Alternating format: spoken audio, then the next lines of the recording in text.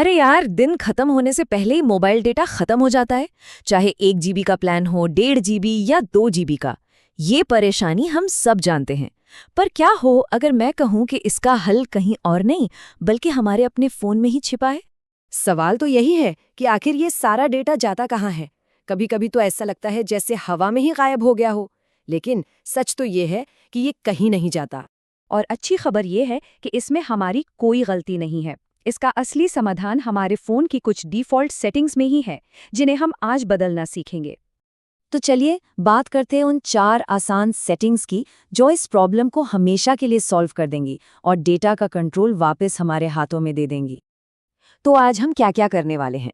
पहले समझेंगे कि डेटा जाता कहाँ है, फिर ऑटो अपडेट्स और बैकग्राउंड एक्टिविटी को रोकेंगे और आखिर में एक अल्टीमेट डेटा सेवर के साथ पूरा कंट्रोल अपने हाथ में ले लेंगे। तो असली विलन है कौन?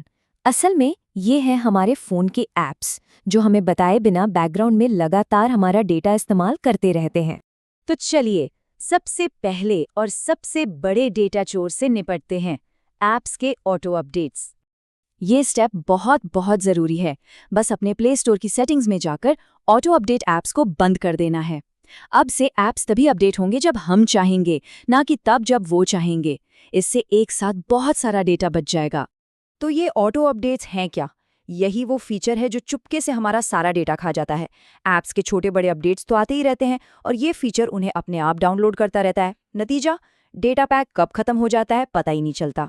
इस एक छोटे से बदलाव से ही पूरा कंट्रोल वापस हमारे हाथ में आ जाता है।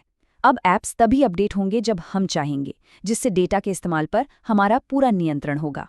ठीक है, ऑटो अपडेट्स तो बंद हो गए। अब बारी है उन ऐप्स की जो बंद होने के बाद भी पीछे से मतलब बैकग्राउंड में चलते रहते हैं और डेटा इस्तेमाल करते हैं। ये सेटिंग थोड़ी सी छिपी हुई है पर है बड़े काम की। फोन के डेवलपर ऑप्शंस में बैकग्राउंड प्रोसेस लिमिट को नो बैकग्राउंड प्रोसेसेस पर सेट कर देना है।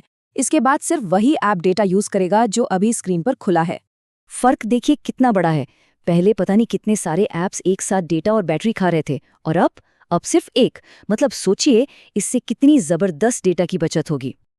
ओके, तो हमने सारे बैकग्राउंड प्रोसेस तो रोक दिए, पर मान लीजिए हमें किसी खास ऐप को ही रोकना है। तो चलिए देखते हैं कि वो कैसे होगा।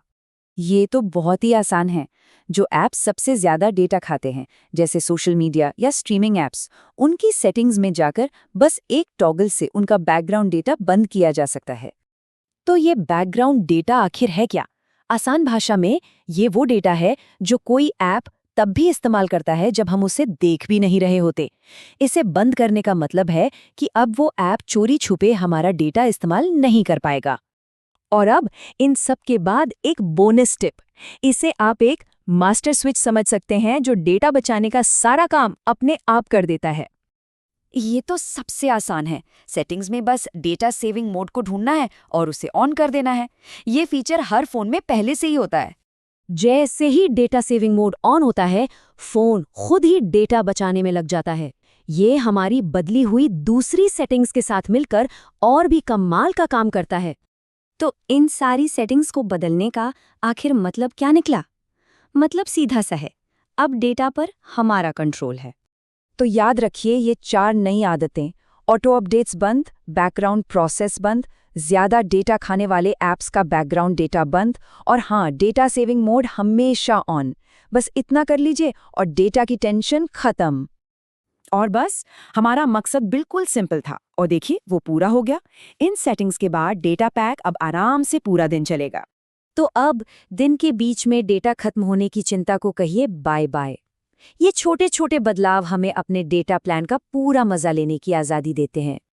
अब ये एक मजेदार सवाल है ना? जब डेटा की कोई टेंशन ही नहीं होगी तो सोचिए उस बचे हुए एक्स्ट्रा डेटा से क्या क्या किया जा सकता है।